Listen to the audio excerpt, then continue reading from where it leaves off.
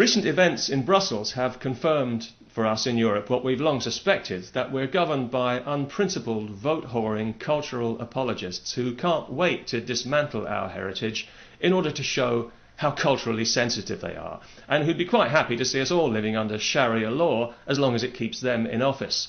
As a result, we've got a situation now in Europe, whether it's halal meat for Danish school children, or German judges quoting Sharia law, polygamy legalized in Germany now, for Muslim men only, of course, or an Italian court allowing a Muslim to brutally beat his daughter when anybody else would be imprisoned.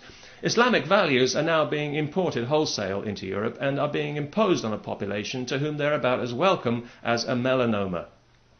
No other religion gets these privileges, and some people in Europe are so angry at this creeping Islamization of their culture that they're starting to protest against it when they're allowed to. Only on September the 11th this year in Brussels they won't be allowed to, because a peaceful demonstration intending to mark the anniversary with a minute's silence outside the European Parliament has been banned by the Mayor of Brussels in case certain members of the religion of peace react violently. After all, we wouldn't want to offend people who are dancing in the streets on September the 11th. That would be disrespectful. And before somebody decides to call me racist or Islamophobic yet again, you can save your breath. Islamophobia is not the label of shame it might have been, had it been a more honest word. Thanks to radical Islam and its open hatred of everything we stand for, calling somebody in Europe Islamophobic is now more likely to be taken as a compliment than it is as an insult. And our politicians have only got themselves to blame for that.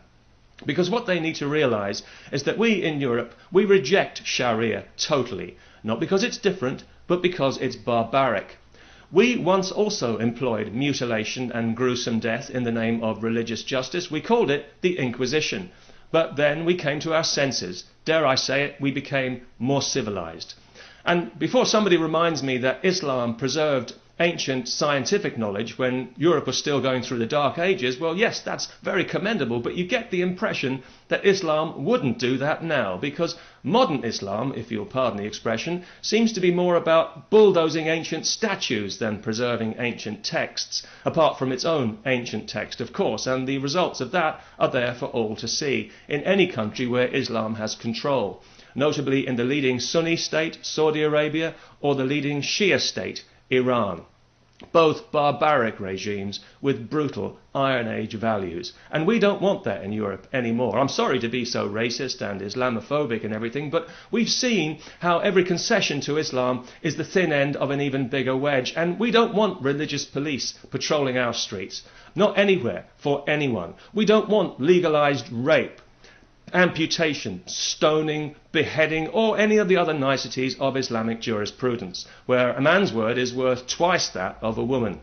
As long as he doesn't let on that he's secretly gay, of course. That would be a fly in the ointment. And what a dilemma for the judge. He wouldn't know who to stone to death first. What I'd like to know from our European politicians, if they can spare a couple of seconds to step down off the gravy train, is when will it be time to stop showing respect for Islam? Will it be when they take away your wine and your beer because they disapprove of it? Would that do it for you? Or perhaps when your wife is beaten up for showing her face in public? Or maybe you'll wait until your daughter is raped and then punished for it. Would you show less respect then, or would you continue to be culturally sensitive and suck it up like you're sucking it up now? Because if that's the case, then my advice for the future people of Europe is don't be a woman and don't even think about being gay. I wonder how long it will be before the first European is actually stoned to death for adultery. If that catches on, there'll be hardly anyone left in France. Although that's not strictly true, is it? Because according to current birth rate projections, France will be a majority Muslim country anyway in about 50 years, but something tells me that nobody will be breaking out any champagne. Our friends in America have their critics here in Europe, as we know, but I get a lot of emails from Americans who think that Europeans are spineless, and I think they're right. Yes, we confronted Hitler, but only after a lot of hand-wringing. We could see it coming a mile off, but we only acted when we no longer had any choice, and by then it was too late. To make matters worse, most people living in Europe nowadays have never actually had to fight for the freedom they enjoy, and so I think we've forgotten its true value. And this is precisely why our politicians feel that they can trade it away so cheaply for the sake of their own miserable careers. So I say, cultural sensitivity be damned. Some things are more important. Peaceful protest and free speech are not negotiable, and anyone who's offended by that can damn well stay offended. Personal faith should stay personal. It has no place in other people's lives. Centuries ago, religion may have had a role to play in maintaining social order, but now it's a threat to social order.